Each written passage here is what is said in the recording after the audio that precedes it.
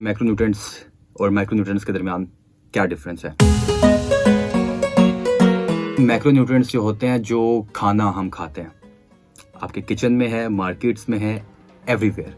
Through out the day जब हम मसरूफ होते हैं, हम काम काज में बिजी होते हैं, अपनी टाइट रूटीन में मसरूफ होते हैं, तो हम बहुत सारे न्यूट्रिएंट्स जो हमारी ऑर्गन्स को ज़रूरत होते हैं, जैसा कि हमारी आँखों को, हमारे बालों को ग्रो करने के लिए। अक्सर आपने सुना होगा कि मेरे बाल झड़ रहे हैं, मेरी नज़र जो है वक्त के साथ साथ कम होती जा रही है, या मेरा मसल ग्रो नहीं हो रहा, या मेरी हड्डियां जो हैं कमज़ोर होती जा रही हैं, या मेरे ब्लड में क्लाउड्स हो रहे हैं, वो जो गाढ़ापन होता है ना खून के अंदर, खून में गाढ़ापन हो जाना।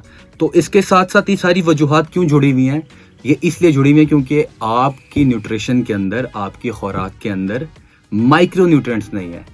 सो माइक्रोन्यूट्रिएंट्स क्या होते हैं? माइक्रोन्यूट्रिएंट्स ये होते हैं जब आप कोई खाना या फूड या अपनी डेली रूटीन में कुछ ऐसी चीज़ मिस कर देते हैं जो आपके बॉडी के पार्ट्स को ज़रूरत होती है रेगुलर जिंदा रहने के लिए, और उनकी सेहत को, किसकी सेहत को? आपकी आंखों की सेहत को, आपके बालों की सेहत को। आपके नाखून क्यों ग्रो नहीं कर रहे?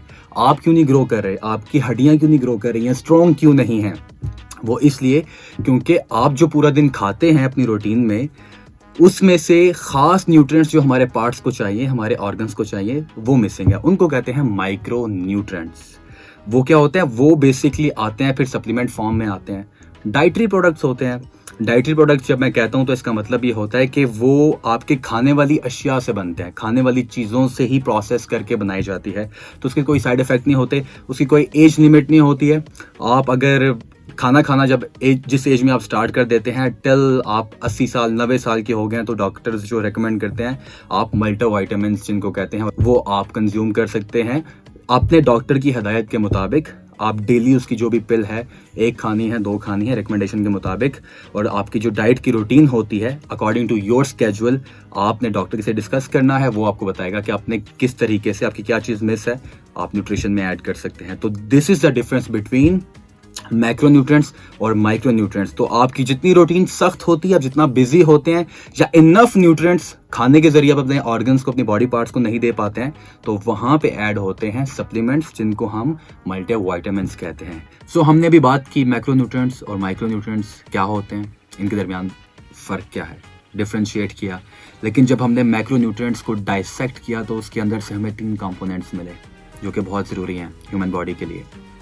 माइक्रोन्यूट्रिएंट्स भी ज़रूरी हैं अगर मैक्रोन्यूट्रिएंट्स में आप वो चीज़ें पूरी ना कर पाएँ। तो वो 3 कंपोनेंट्स क्या हैं? सबसे पहले प्रोटीन, फिर फैट्स और फिर कार्बोहाइड्रेट्स। इनका ऑर्डर आप चेंज कर सकते हैं, फैट ऊपर ले आएँ, प्रोटीन नीचे ले जाएँ। 3 चीज़ें हमें हर हाल में चाहिए जिनको हम मैक्रोन्यूट्रिएंट्स का हिस्सा कहते हैं। तो चलिए सबसे पहले बात करते हैं कार्बोहाइड्रेट्स की। कार्बोहाइड्रेट्स क्या होते हैं? कार्बोहाइड्रेट्स बेसिकली ह्यूमन बॉडी के लिए फ्यूल का काम करते हैं। It's a source of energy. मिसाल के तौर पे आपने मोटरसाइकिल रखी हुई है या गाड़ी रखी हुई है, तो उसको चलाने के लिए क्या चाहिए हमें? फ्यूल चाहिए, ऑयल चाहिए, उसको मेंटेन रखने के लिए ट्यूनिंग करवानी है, सर्विस करनी है। इसी तरीके से हमारी बॉडी भी काम करती है, तो हमें न्यूट्रिएंट्स चाहिए होते हैं, क्वालिटी फूड। उसके बाद हमारा नेक्स्ट पॉइंट है प्रोटीन का।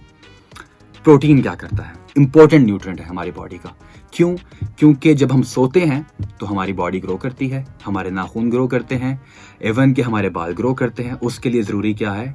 हमें प्रोटीन चाहिए। लेकिन तीसरा हमारा जो इम्पोर्टेंट कंपोनेंट है वो फैट है। फैट भी एक न्यूट्रिएंट है जी। लोग उसको कंपेयर करते हैं कैसे? हमारी बॉडी के साथ। जैसा कि हमारे जिस्म के अंदर चर्बी का बनना, लोग समझते हैं ये फैट है तो फैट नहीं खानी है, फैट बुरी है। अरे नहीं, ऐसा नहीं है। आपको फैट चाहिए क्योंकि fat is an important nutrient. जैसा कि मैंने पहले बताया आपको कि मैक्रोन्यूट्रिएंट्स में 3 चीज़ें चाहिए होती हैं, उसमें से उसका एक हिस्सा फैट्स है। तो फैट्स का ताल्लुक है ही नहीं बॉडी के साथ कि आपकी चर्बी बनेगी।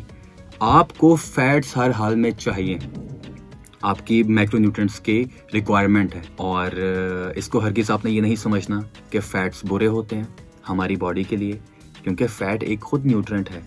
यानी कि हमने खाना है, जिस तरह प्रोटीन हम खाते हैं, जिस तरह हम कार्बोहाइड्रेट्स खाते हैं, इस तरीके से हमें फैट्स भी चाहिए, क्योंकि हमारी ये ग़िज़ाइयत का हिस्सा है जिसको हम मैक्रोन्यूट्रिएंट्स का हिस्सा कहते हैं।